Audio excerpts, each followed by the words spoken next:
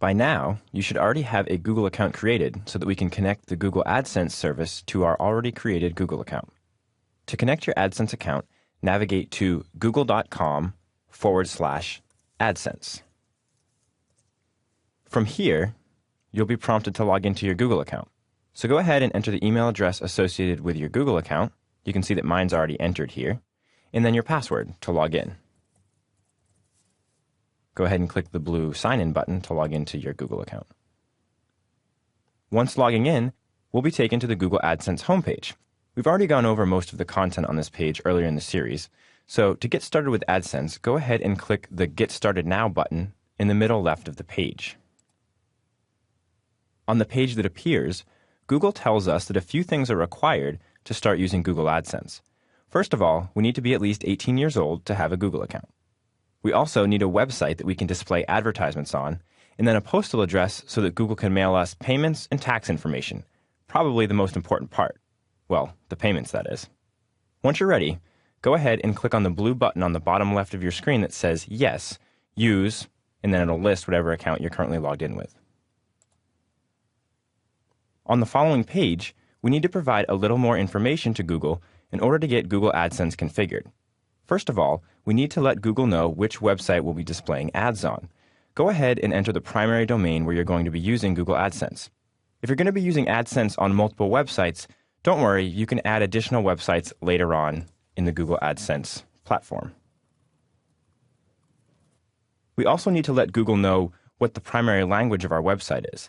This is really important because we want Google AdSense to display advertisements in the same language that our primary users are speaking.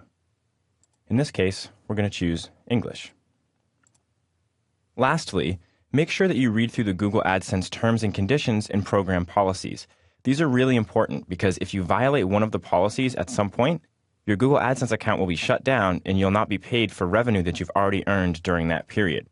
As you can see, you're not allowed to click on your own ads. This is considered fraud, and your Google AdSense account will be shut down very quickly. You cannot use Google AdSense on websites that contain adult content. You can't use Google AdSense on websites that contain copyrighted material. The websites displaying Google AdSense should contain original content that you own or at least have permission to publish. You also need to verify that you don't already have a Google AdSense account.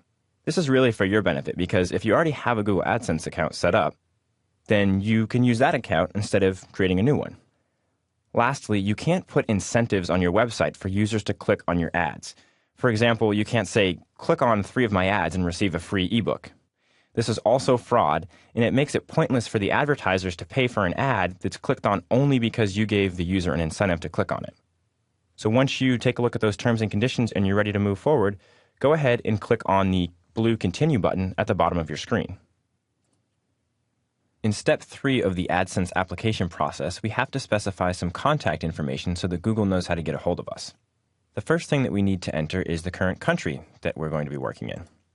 So for this example, we can choose the United States. We also need to choose the time zone that we're currently in. I'm in the Pacific time zone. We also need to specify whether this is an account for an individual or a business. The main difference here is that if you specify an individual, checks will be made out to an individual. If you specify that it's a business account, the checks will be made to the business. So go ahead and choose the one that's most applicable for your situation. For this example, I'm going to put in, as an individual, Jason Hemlock. Down below, we also need to enter our street address,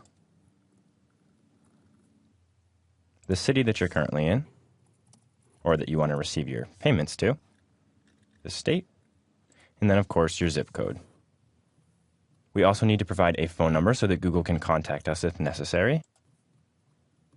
And then Google also wants to know how we actually heard about AdSense, probably for their own internal marketing purposes, so you can choose whatever option is best suitable for your situation. I'll choose friend or colleague. And then Google also gives us the option of specifying our email preferences at the bottom of the application. By default, Google's going to send you customized help and performance suggestions. And if you're just starting out with Google AdSense, it's probably a good idea to leave all of these emails enabled because there are a lot of really good suggestions that will help you optimize your Google AdSense account. At any point during the future, you can opt out of some of these emails. So choose whichever option is most suitable for you, and then when you're ready, go ahead and click the blue Submit My Application button at the bottom of your screen. Once your application has been submitted, Google lets you know that it's been properly submitted and it's now being reviewed. Once it's been approved, you'll receive a message at the email address that you associated with your application regarding the status of your account. Once your application has been accepted, you're going to have to place some code inside of your website to prove that you're the actual owner of the website. And we'll show you how to do that later on in the course.